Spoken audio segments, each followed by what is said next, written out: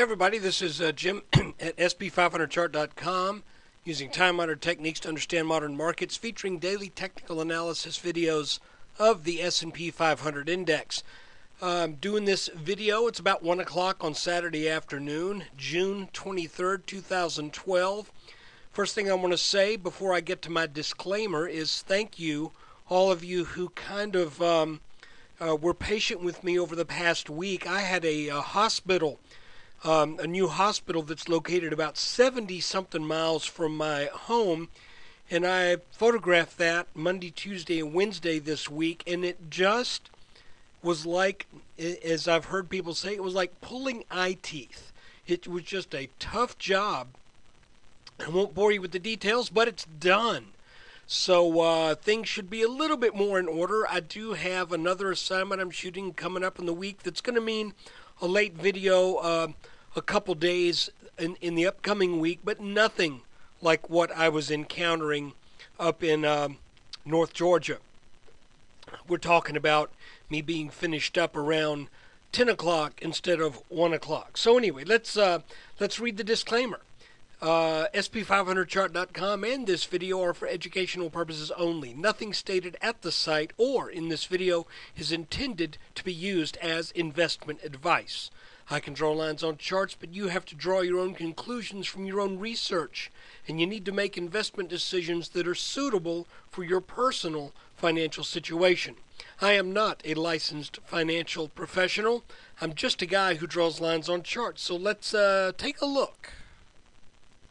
Okay, we are looking at an hourly chart, and I looked at this just a little while ago, and I said, okay, if I was brand new to this guy, meaning me, and I saw this chart, man, I don't know whether I would stick with it or not. I don't know whether I would say, yeah, I see what's going on there, because quite frankly, the chart is something of a mess in terms of being cluttered. So watch this magic trick. 1, 2, 3. Okay, got rid of some stuff there. And it still has a lot of stuff on it, but you know, you can't get rid of everything. And here's what I'm thinking is going on here. I think we have an inverse head and shoulders pattern that has kind of a split personality, something of a double action neckline, and I'll show you what I mean. And I kind of went into this on Thursday's video, but I'm going to go into it a little bit more here. But one thing I want to show that's kind of interesting, and you know, I should have caught this, to be honest with you, but you know, it's hard to keep your eyes on everything on the chart all the time.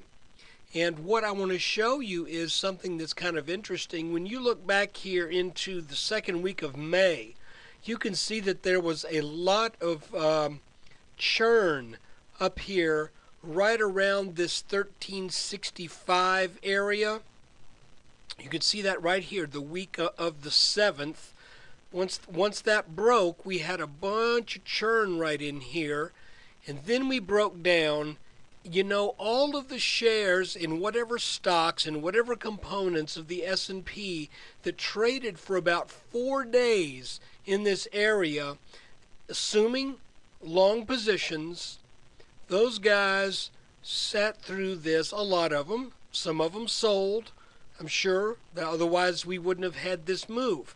But those who are a little bit more patient, probably when they saw that return to roughly the 1360, low 1360 level, I suspect that is what set the wheels in motion for this sizable pullback that we experienced this week. So, you know, let that be a lesson.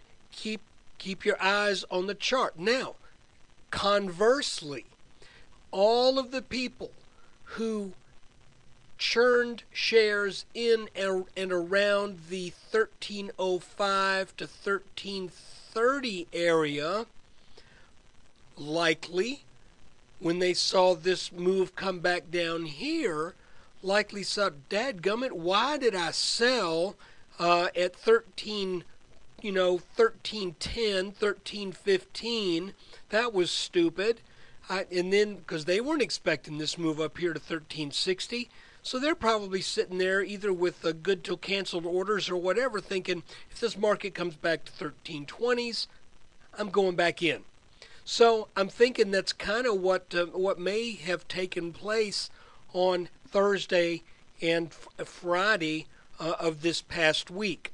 Now, I had been looking at, let's go to a 30-minute chart, even though I think we're going to chop off maybe a little bit of our pattern. No, we're not.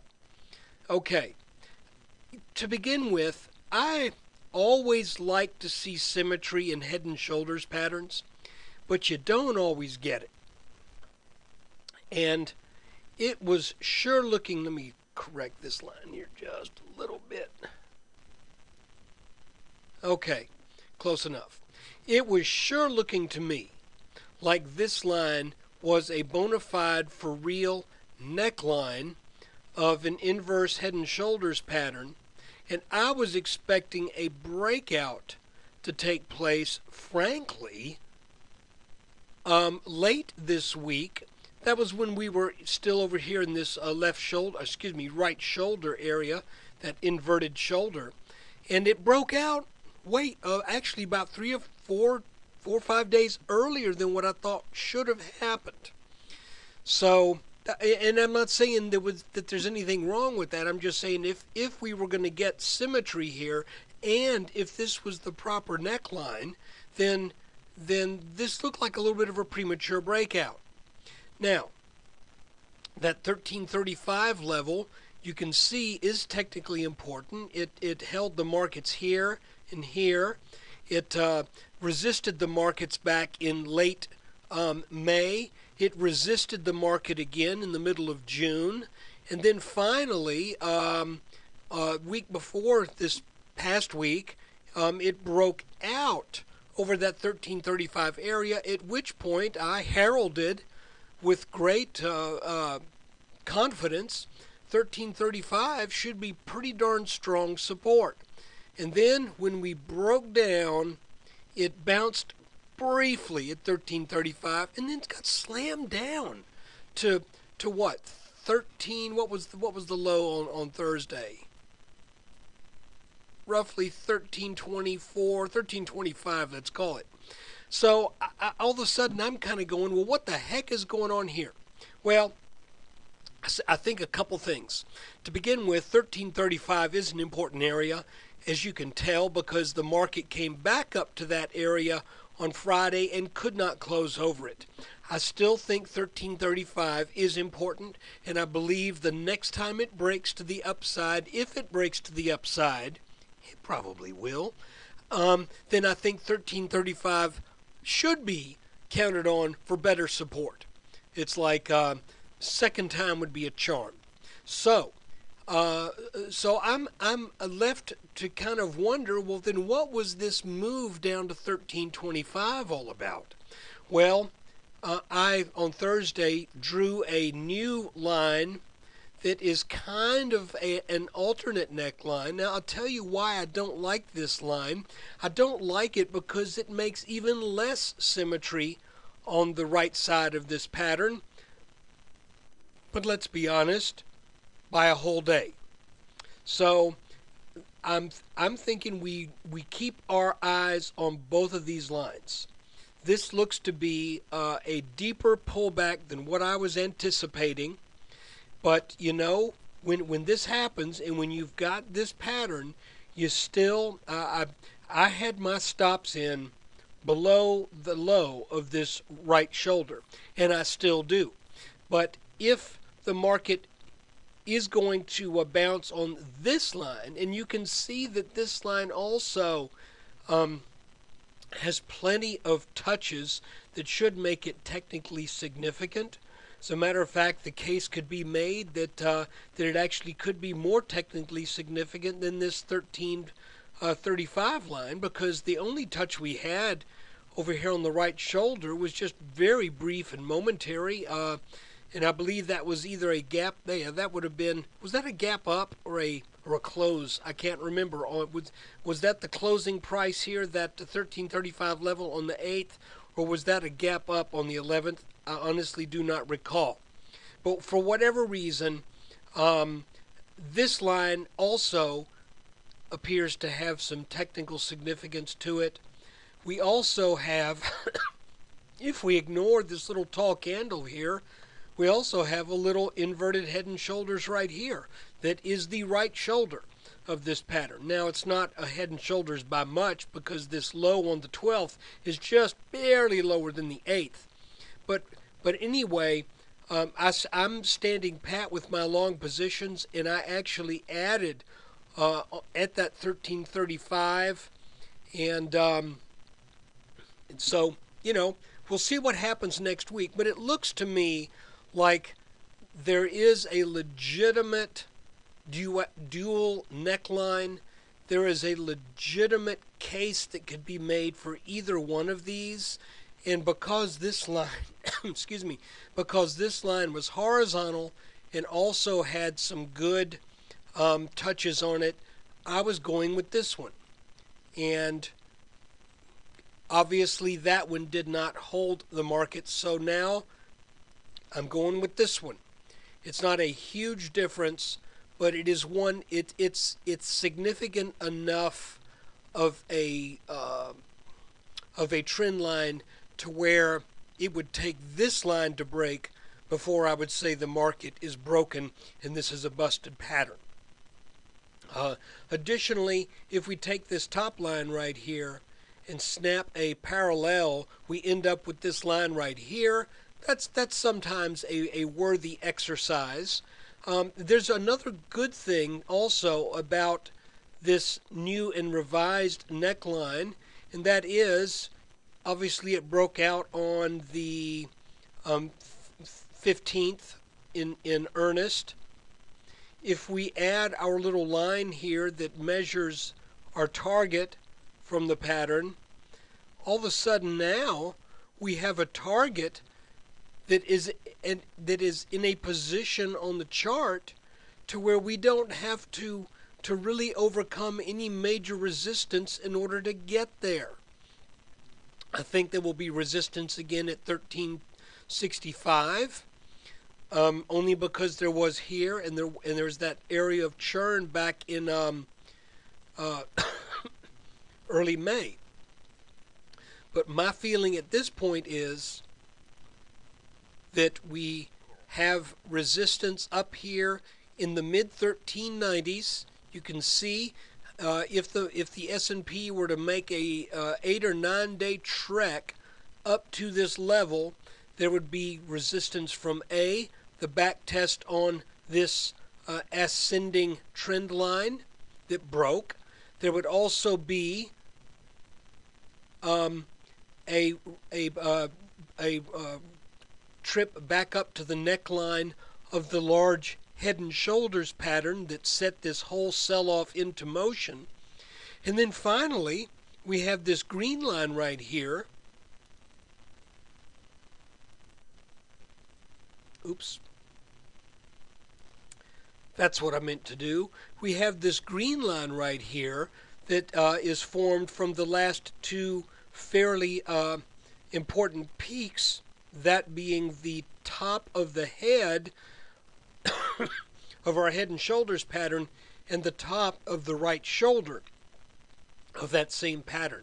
So we got all of these areas of expected resistance up there right in the same area as where we have our target, which is this black line from this now kind of schizoid dual purpose neckline inverted head and shoulders pattern.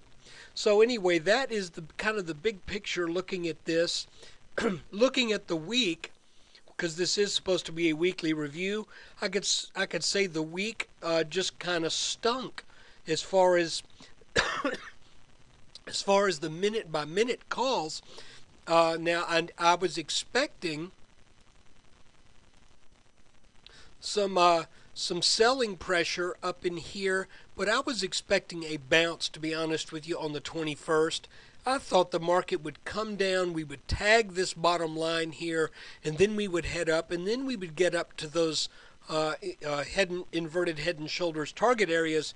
But instead, the market had something else in mind, and that is it needed to come down and test this support around 1325. And folks, let's see if next week we can follow through with some strength.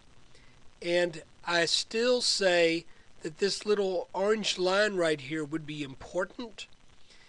And if this orange line gets taken out, interestingly enough, it may even create another little inverted head and shoulders here that would again point to about the 1390s. But hey, I don't want to speak out of turn. We're not even up here to the 1350s yet.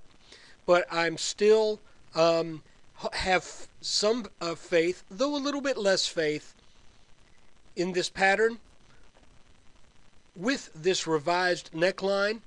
Let's see if this bounce on Friday has some follow-through action for next week.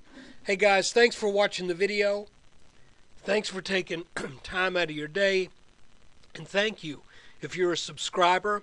Hey, this is the free weekend video that everybody gets for absolutely no charge. If you want to get a daily S&P video update, except for when I'm photographing a hospital in Livonia, Georgia. If you want to get a video update on the S&P 500 every day, you can do so for less than a cheap cup of coffee per day. It's $19.95 a month or $189.95 a year. I'm not going to keep that year thing going much longer. So there will come a point in time when it's $19.95, period, per month. So look, check it out. Appreciate you taking time to watch this. Take care and good luck in the markets next week.